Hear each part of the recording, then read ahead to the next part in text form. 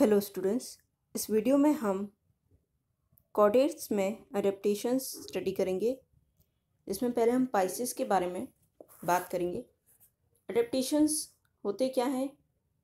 कोई भी modifications structural या फंक्शनल टाइप के जो एक ऑर्गेनिज्म अपने एनवायरनमेंट में सूटेबली एग्जिस्ट करने के लिए इवॉल्व करता है वो अडेप्टेशंस कहलाते हैं। ये किसी भी तरह की मॉडिफिकेशंस होती हैं जो कि ऑर्गेनिजम्स को सक्सेसफुल एग्जिस्टेंस में हेल्प करती हैं। फिशेस में भी बहुत तरीके के अडेप्टिव मैकेनिज़म्स जो हैं पाए जाते हैं। फॉर एग्जांपल के लिए स्किन में टफ बॉडी कवरिंग का पाया जाना, कलरेशन का पाया जाना, म्यूकस सेल्स की प्रेजेंस जो स्किन को एक सलाइमी कोटिंग प्रोवाइड करते हैं, ये सब फिशेस में अडेप्टेशंस है। अगर हम मेन अडेप्टेशंस की बात करें तो फिशेस में जो स्केल्स की कवरिंग पाई जाती है स्किन पर, वो भी एक अडेप्टेशन है इनके लिए। ज़्यादातर फिशेस में जो स्किन है वो स्केल्स के द्वारा कवर रहती है जो कि स्किन से ही डेवलप होते हैं। स्केल्स का जो साइज़ है वो माइक्रोस्कोपिक से लेकर लार्ज तक, थिकनेस में वो बहुत ही थिन या थिक हो सकते हैं। ऑर्नामेंटेशन देखें इनका तो सिंपल से कॉम्प्लेक्स तक पार्शियल कवर कर सकते हैं स्किन को या कम्प्लीटली कवर कर सकते हैं। स्ट्रक्चर की बात करें तो बोनी होते हैं या फिर जो बोनी कंपोजिशन है उनकी वो कम भी हो सकती है। लूजली अरेंज्ड हो सकते हैं स्किन से या फर्मली अटैच भी हो सकते हैं।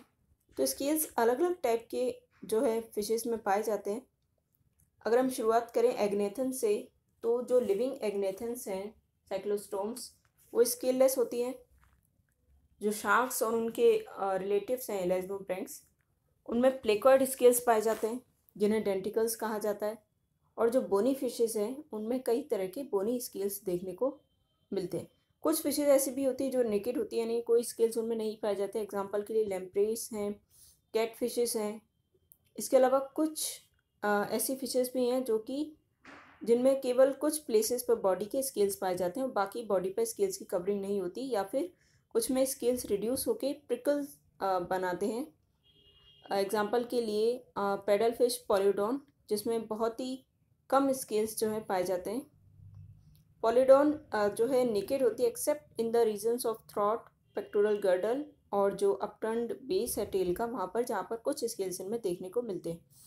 इसके अलावा स्केल्स कुछ डेरिवेटिव्स भी फॉर्म करते हैं फिशेस की बॉडी में। एग्जांपल के लिए टीथ। इसके अलावा स्टिंग रेज में जो स्टिंग देखने को मिलता है स्पाइनी, और साथ में जो सी हॉर्सेस और पाइप फिशेस में जो बोनी प्लेट्स देखने को मिलती हैं वो भी स्केल्स का ही डेरिवेटिव्स हैं। इसके अलावा कॉमन कार्प जो होती है सिप्रिनस कार्पियो, उसमें बहुत ही कम संख्या में स्केल्स पाए जाते हैं और जो स्केल्स पाए जा रहे हैं बहुत ही लार्ज होते हैं। उनके बीच बीच में ये स्किन के द्वारा सेपरेटेड रहते हैं। इसके अलावा कुछ केसेस में फिशेस में ऐसा भी होता है कि स्केल्स डीपली एम्बेडेड होते हैं स्किन में, जिससे कि ऊपर से देखने पर लगता है कि वो स्केल लेस हैं। फॉर एग्जांपल के लिए फ्रेश वाटर ईल्स इसका एक अच्छा एग्जांपल है। इसके बाद बात करते हैं हम, जो स्केल्स हैं वो सभी डर्मल डेरिवेटिव्स होते हैं, यानी मीजोडर्मल होते हैं ओरिजिन में, और डर्मिस में ये लोकेटेड होते हैं। अगर हम इनके स्केल्स की शेप्स की बात करें तो उनको हम डिफरेंट क्लासेस में क्लासीफाई कर सकते हैं बेसिस ऑफ शेप पर।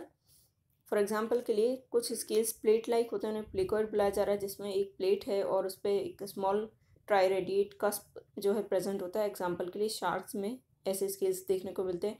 दूसरी शेप होती है डायमंड शेप, रोम्बिक शेप कहा जाता है इसे, जो कि जो नॉर्थ अमेरिका में गार्ड्स हैं लेपिसोस्टियस उनके इंटेगमेंट को कवर करते हैं। रीड फिशेस पॉलिप्टेरस जो हैं उनको, और साथ में स्टर्जेंस की टेल पर, एसिपेंसर की टेल पर पाए जाते हैं, और पैडल फिश में ये देखने को मिलते हैं। तीसरे प्रकार के स्केल हो गए on the basis of shape cycloid. Cycloid जो स्केल्स होते हैं मोर और लेस सर्कुलर होते हैं आउटलाइन में, डिस्क लाइक थिन होते हैं। चौथे प्रकार के स्केल्स होते हैं टिनॉइड स्केल्स, जिनमें जो पोस्टीरियर सरफेस या मार्जिन है वो जो है टूथेड होता है या कॉम्ब लाइक होता है। साइक्लॉइड स्केल्स जो है बोनी फिशेस में देखने को मिलते हैं ज़्यादातर, और टिनॉइड स्केल्स जो हैं स्पाइनी रेड बोनी फिशेस में देखने को मिलते हैं। अब बात करते हैं स्ट्रक्चरली, हम स्केल्स को दो प्रकार में डिवाइड कर सकते हैं, प्लेकॉइड और non placoid. Non placoid scales तीन प्रकार के हो सकते हैं, कॉस्मॉइड, गेनॉइड और बोनी रिज। प्लेकॉइड स्केल्स की बात करें तो प्लेकॉइड स्केल्स ड्रमल डेंटिकल्स भी कहलाते हैं, जिनमें एक एक्टोडर्मल कैप पाई जाती है जो कि जो है विट्रोडेंटाइन की बनी होती है। विट्रोडेंटाइन जो है एनिमल लाइक सब्सटेंस है। जो कैप है उसमें विट्रोडेंटाइन के नीचे ही डेंटाइन पाया जाता है और उसमें एक पल्प कैविटी जो है प्रेजेंट होती है। हर जो स्केल है उसमें दो पार्ट होते हैं, बेसल प्लेट जो कि डर्मिस में एम्बेडेड रहती है और एक ट्राई रेडिएट कस्प या स्पाइन जो कि बाहर की तरफ प्रोजेक्ट कर रहा है एपिडर्मिस के थ्रू। प्लेकॉइड स्केल्स कैरेक्टरिस्टिक होते हैं शार्क्स और उनके रिलेटिव्स के, कॉन्ड्रिक्चीज के। कॉस्मॉइड स्केल्स की बात करें तो कॉस्मॉइड स्केल्स की जो आउटर लेयर है थिनर होती है, हार्डर होती है प्लेकॉइड स्केल्स के कंपैरिजन में। एक्सटर्नल मटेरियल जो इनमें पाया जाता है उसे भी विट्रोडेंटाइन कहा गया है। इस विट्रोडेंटाइन या एनिमल के नीचे की जो लेयर होती है वो भी हार्ड और नॉन सेलर होती है, उसे हम कॉस्माइन बुलाते हैं। कॉस्माइन के नीचे एक और लेयर पाई जाती है जो कि मिड लेयर होती है, वेस्कुलराइज होती है, इसे आइसोपेडाइन कहा जाता है। इसके अलावा जो ग्रोथ होती है इनमें वो स्केल की एज पे होती है, यानी सरफेस पर कोई लिविंग सेल्स जो हैं जनरली देखने को नहीं मिलते। कॉस्मॉइड स्केल जो है लिविंग और एक्सटिंक्ट लो फिन्ड फिशेस में देखने को मिलते हैं, एग्जांपल लेटिमेरिया में।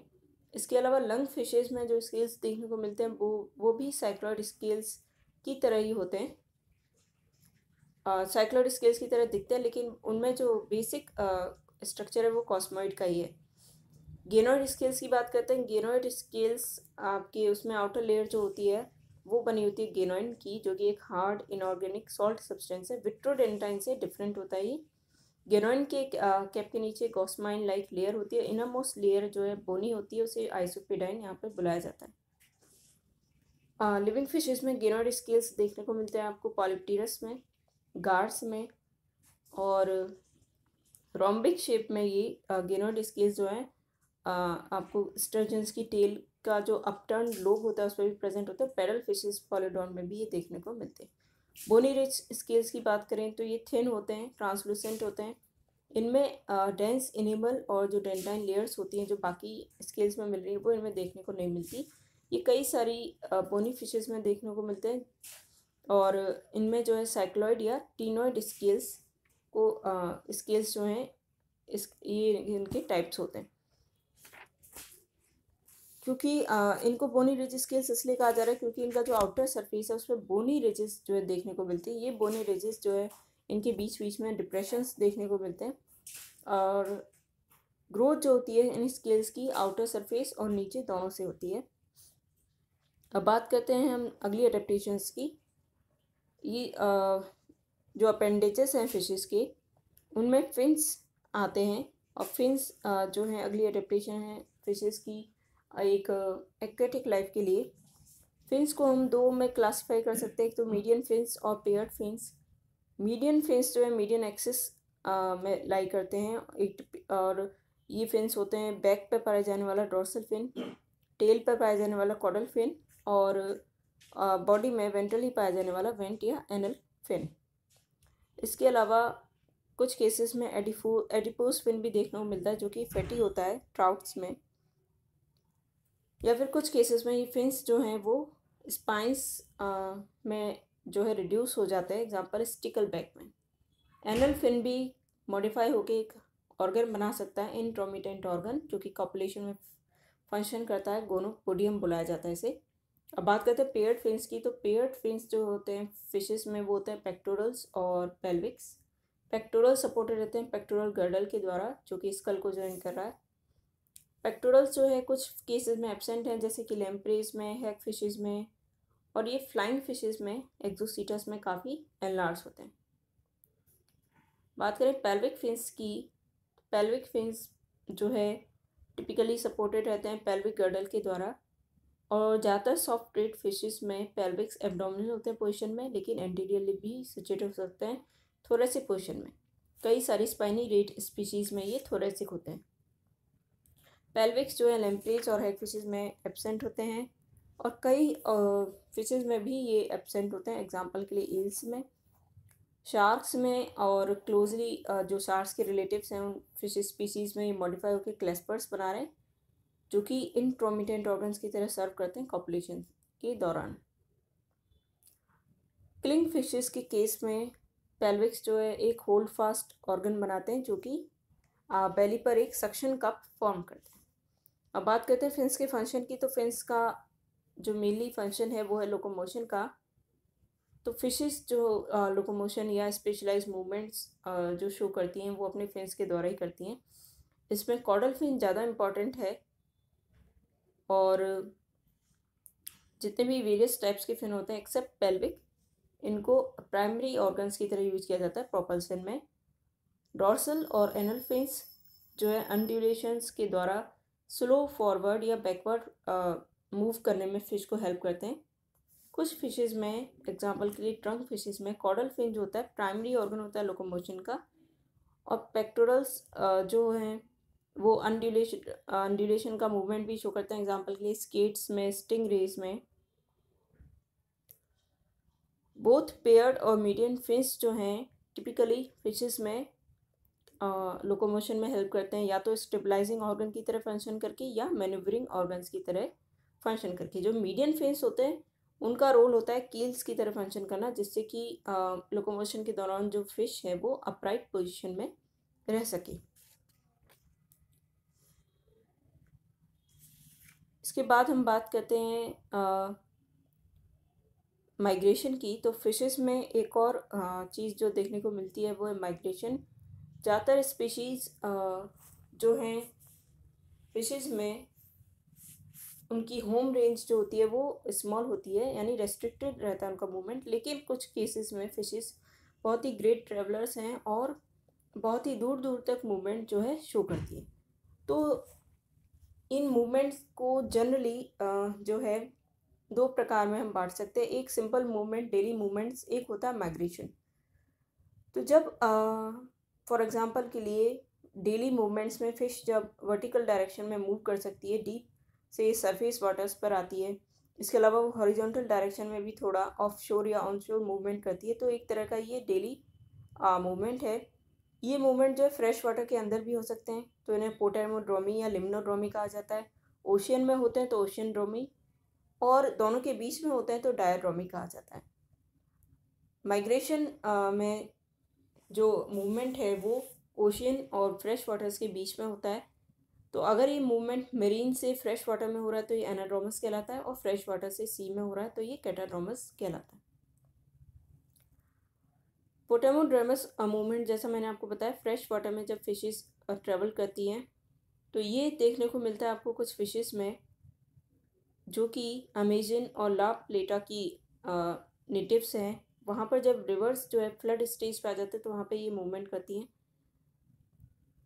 इसके अलावा कुछ लेक में पाई जाने वाली सकर फिशेस और लेम्प्रेज जो हैं वो भी स्ट्रीम्स में असेंडिंग मूवमेंट शो करती हैं स्पॉनिंग के लिए।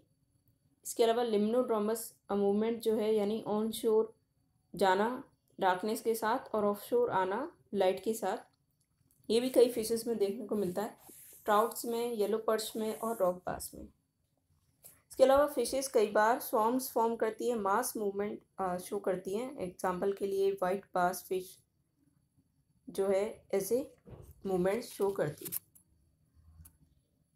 अब बात करते हैं हम डाइड्रोमस फिशेस की, यानी जो कि माइग्रेट कर रही हैं फ्रेश और मेरीन वाटर्स के बीच में। तो जो एनाड्रोमस फिशेस हैं उनके एग्जांपल्स हैं जो कि सी से फ्रेश वाटर की ओर मूव कर रही हैं, पैसिफिक सालमन्स, अटलांटिक सालमन और सी लेम्प्रेस। इसी तरह कैटाड्रोमस फिशेस जो कि फ्रेश वाटर से सी वाटर की तरफ मूव करती है, उनके एग्जांपल हैं फ्रेश वाटर ईल्स, एंगुला जो कि नॉर्थ अमेरिका, वेस्टर्न यूरोप में है। ऑटम में ये जो है सी की तरफ मूवमेंट शुरू करती है और सी में पहुंचकर ये जो है सारगासो सी के रीजन में स्पॉनिंग करती है। इसके यंग वंस जो हैं वापस से जो है माइग्रेशन स्टार्ट करते हैं, और इन्हें माइग्रेट करने में 3 साल तक लग सकते हैं। जब ये वहाँ तक पहुँच जाते हैं तो ये मेटामॉर्फोसिस शो करते हैं और अपनी जो लेप्टोसिफेलस लार्वा स्टेज है उससे ये एडल्ट स्टेज में ट्रांसेंड करते हैं। तो जो यूरोपियन ईल है, इसमें जो लाइफ हिस्ट्री है उसे 4 फेजेस में बांटा जाता है। पहली होती है पेलेजिक एग्स। तो जो एडल्ट है सेक्सुअली मैच्योर, वो जब कैटाड्रोमस माइग्रेशन करके सारगासो सी तक पहुंचते हैं तो वहाँ आकर ये पहले जो एग्स हैं उनको ले करते हैं, और ये जो एग्स हैं हैच होते हैं स्प्रिंग में, और इनसे निकलने वाले जो लार्वा होते हैं वो ग्लासी होते हैं, लीफ शेप के होते हैं, इन्हें लेप्टोसिफेलाई बुलाया जाता है। ये जो लेप्टोसिफेलाई हैं फिर एक बार ये जो हैं फिर अपना मूवमेंट जो है वापस रिवर्स में शुरू करते हैं, रिवर्स की तरफ यूरोप की, और इसमें इन्हें 3 साल तक लग सकते हैं। 3rd ईयर में आकर ये यूरोप की कोस्ट तक पहुंचते हैं। एलिवर स्टेज आती है फिर इसके बाद, जिसमें लेप्टोस्पेलाई जो है फीडिंग करना स्टॉप कर देते हैं, और इन्हें अब ग्लास ईल्स या एलिवर्स कहा जाता है, पेंसिल शेप हो जाते हैं ये।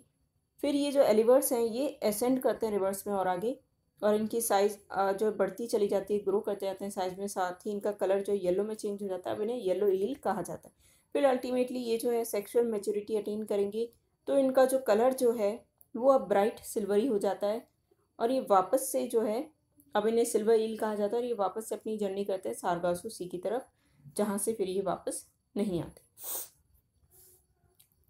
इसके अलावा कोई भी ऐसा फ्री मूवमेंट जो कि ब्रीडिंग के पर्पज़ से नहीं हो रहा है, उस फ्रेश वाटर और मरीन वाटर के बीच में, उसे एम्फीड्रोमस भी कहा जाता है। इसका एग्जांपल है एशियाटिक मिल्क फिश। इसके बाद हम बात करते हैं कि जो माइग्रेशन है वो एक्चुअली कंट्रोल कैसे होता है।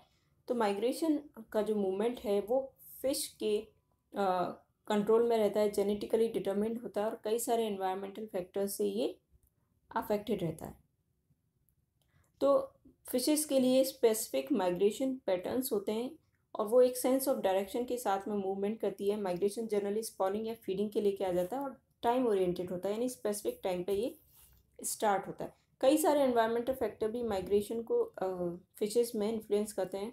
फॉर एग्जांपल फिजिकल, केमिकल या बायोलॉजिकल। फिजिकल फैक्टर्स में आते हैं आपके water depth, pressure, current, tide, turbidity, topography, gradient या वाटर टेम्परेचर या लाइट इंटेंसिटी, फोटो पीरियड या क्वालिटी। केमिकल फैक्टर्स में आते हैं salinity, alkalinity, hydrogen ion concentration, dissolve gases, odours, taste और पॉल्यूटेंट्स। बायोलॉजिकल फैक्टर्स में blood pressure, sexual development, phototaxis, social response, predators, competitors, hunger, food, memory, physiological clock और endocrine state. ये अलग अलग factors होते हैं। इसके अलावा नर्वस और एंडोक्राइन सिस्टम जो हैं इम्पॉर्टेंट रोल प्ले करते हैं ओरिएंटेशन और टाइमिंग में।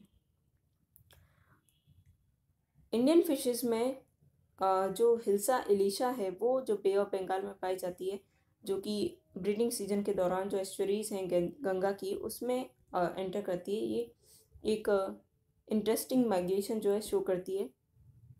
इसी तरह जो बॉम्बे डक है हार्पोडोन, वो भी माइग्रेशन शो करती है लेकिन फीडिंग पर्पजेज़ के लिए।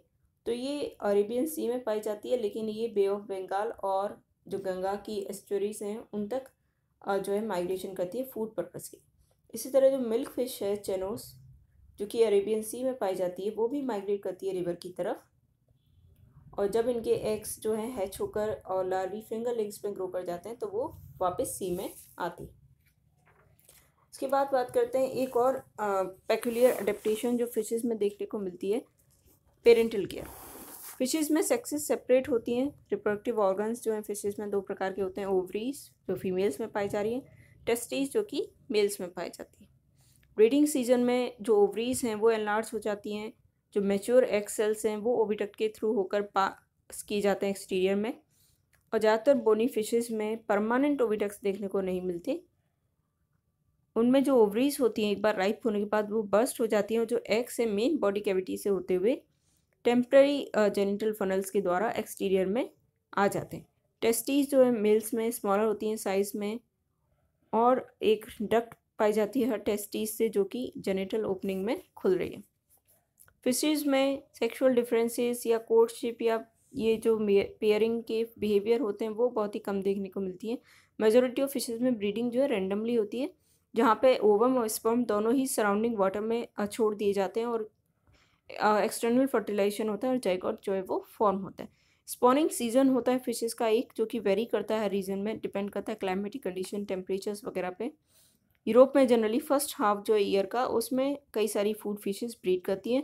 इंडिया में ज़्यादातर कार्प्स या कैट फिशेस ब्रीड करती हैं just before the rainy season. इसी तरह कुछ फ्रेश वाटर फिशेस हैं एनाबस, क्लेरियस, जो कि मानसून के दौरान ब्रीड करती हैं। इसके बाद बात करते हैं कि फिशेस जो हैं जनरली एग लेइंग होती हैं हैबिट्स में, लेकिन कुछ ऐसे ग्रुप्स भी होते हैं जिनमें विविपेरिटी देखने को मिलती है। एग्जांपल की शार्क्स, रेज और कुछ बोनी फिशेस में। शार्क्स के केस में जो रिप्रोडक्टिव ऑर्गन्स होते हैं, 2 यूटेराई होते हैं और उनमें 7 से 8 यंग वंस एक साथ जो है रह सकते हैं। फर्टिलाइजेशन में ओविडक्ट में होता है, यंग वंस यूटेरस के अंदर ग्रो कर रहे हैं। और इनमें क्या होता है, जो यॉल्क सैक है फर्टिलाइज एग का, वो अटैच हो जाता है इनर यूटेराइन वॉल से, जिसके द्वारा फिर एम्ब्रियोज को जो है एक तरह से नरिशमेंट जो है प्रोवाइड मिलता है। तो ये मेमेलियन प्लेसेंटा की तरह ही एक अरेंजमेंट यहाँ पर फॉर्म होता है।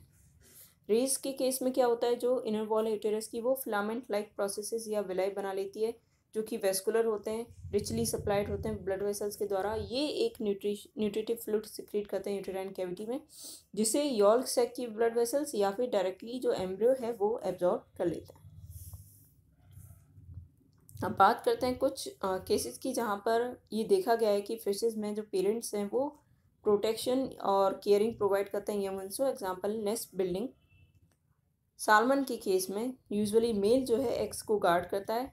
इसी तरह मड फिश, जो लंग फिश है अफ्रीका की प्रोटोप्टीरस, वो एक नेस्ट बनाती है जिसमें वो जो स्वैम्प है उसकी मड को निकाल के एक हॉलो सा डिप्रेशन फॉर्म करती है जिसमें वो एग ले करती है। फीमेल उसमें एग्स ले करती है और यही नेस्ट होता है यंग वंस के लिए। मेल जो है इस नेस्ट बिल्डिंग और गार्डिंग का काम करता है, एग्स की गार्डिंग का। इसके अलावा एक और इंटरेस्टिंग एग्जांपल है स्टिकलबैक, 3 स्पाइंड स्टिकलबैक जो गैस्ट्रोस्टियस है, वो एक नेस्ट बनाती है much like that of a bird. उसमें जो मेल है वो कई सारे जो प्लांट्स हैं उनकी ब्रांचेस को साथ में ग्लू करके, जो कि उसकी किडनी का एक सिक्रेटरी प्रोडक्ट होता है, उसकी हेल्प से जो एक नेस्ट प्रिपेयर करता है। फिर वो एक फ़ीमेल को इनवाइट करता है नेस्ट में, जिसमें वो फीमेल जो है वहाँ पर एग्स ले करती है, जिसे वो फर्टिलाइज़ करता है और ये प्रोसेस जो है रिपीट होता रहता है। मेल अकेला उस जो एग्स है उनकी गार्डिंग करता है जब तक कि यंग वंस उसमें हैच नहीं हो जाते और नेस्ट छोड़ के चले नहीं जाते। इसी तरह फाइटिंग बेटा जो एक नेस्ट बनाती है फोम का, इसमें मेल क्या करता है, बबल्स बनाता है एयर की ब्लोइंग के द्वारा और उनको फिर आपस में म्यूकस की हेल्प से, जो उसके माउथ में जो म्यूकस है उसकी हेल्प से उनको आपस में जो है ग्लू की तरह उनको आपस में चिपका देता है, जिससे ये बबल्स जो हैं मिलकर एक फ्लोटिंग मास बना लें।